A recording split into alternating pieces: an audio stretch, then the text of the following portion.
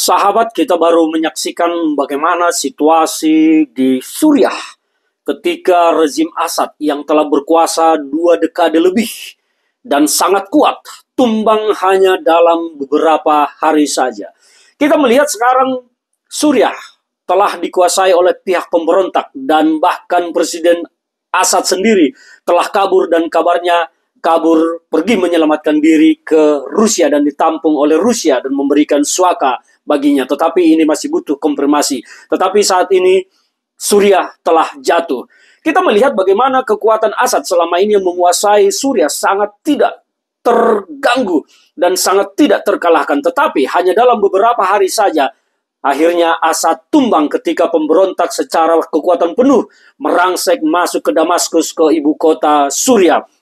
Ini adalah pelajaran yang sangat penting. Kita mengingat bagaimana peristiwa revolusi di Jazirah Arab sekitar 2011 Arab Spring yang melanda Mesir dan beberapa negara. Hari ini kita melihat bahwa Suriah kembali melakukan revolusi terhadap dirinya untuk menjadi sebuah negara yang berbeda. Tetapi apakah Suriah akan menjadi moderat? Kita tidak tahu nantinya. Kita masih akan melihat dan menunggu apa yang akan terjadi dengan Suriah ke depan. Tetapi faktanya yang kita terima hari ini adalah bahwa rezim Assad yang otoriter telah tumbang oleh kekuatan rakyat yang bersatu dengan pemberontak. Kita melihat bagaimana masyarakat di Suriah saat ini melakukan perayaan pesta atas jatuhnya rezim Assad yang sudah kabur ke luar negeri. Kita mau melihat bagaimana situasi Suriah yang selama ini ditopang oleh kekuatan Rusia dan Iran.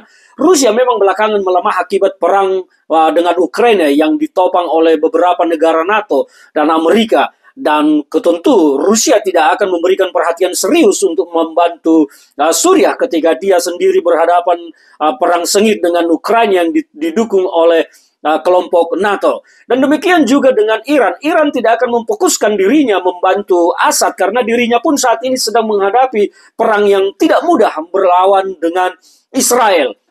Dan selama ini Suriah memang menjadi titik subordinat kekuatan politik Rusia dan Iran. Iran di sana menanamkan beberapa pergerakan seperti Hizbullah dan kelompok-kelompok lain yang dilakukan sebagai proksi melawan Israel. Rusia juga menggunakan Suriah sebagai proksi di daerah Timur Tengah. Dan kedua negara yang membackup Suriah selama ini sedang bermasalah. Rusia sedang melemah karena perang Ukraina, Iran melemah karena menghadapi Israel saat ini. Dan gelombang revolusi ini saya melihat tidak akan berhenti sampai di Suriah. Dan tentu akan menyasar nanti ke Iran. Kita tahu saat ini juga Iran sedang menghadapi gelombang perlawanan dari masyarakatnya sendiri terhadap rezim Khomeini ya, yang sangat otoriter menerapkan hukum-hukum agama terhadap negaranya. Saya memperhatikan bahwa ini akan menjadi pemicu gelombang revolusi juga di Iran untuk menjatuhkan Khomeini, untuk merubah Iran dan mengembalikan Iran ke masa kejayaannya seperti tahun-tahun 70-an, 80-an, 90-an. Kita melihat bahwa Iran menjadi sebuah negara yang moderat, tetapi begitu rezim Khomeini berkuasa, Iran menjadi negara yang berubah. Dan Iran menjadi salah satu penyokong Assad di Suriah. Dan banyak sekali investasi Iran di Suriah yang akhirnya hari ini dijarah oleh masyarakat.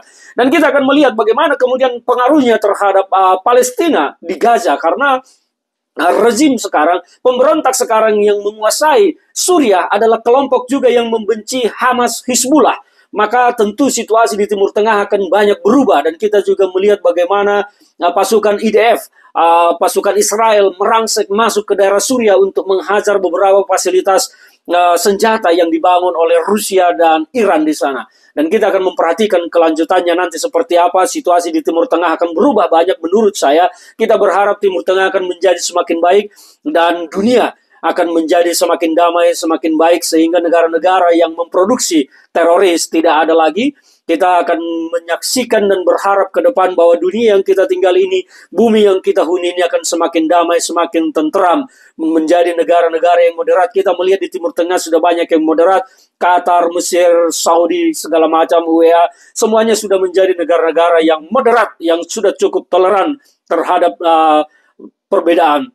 Tinggal beberapa negara, salah satunya Suriah dan Iran yang akan sepertinya Iran akan menyusul nasibnya seperti Suriah revolusi oleh rakyatnya. Kita akan lihat situasi ini apakah akan membawa angin perubahan di kawasan Timur Tengah atau justru akan lebih parah.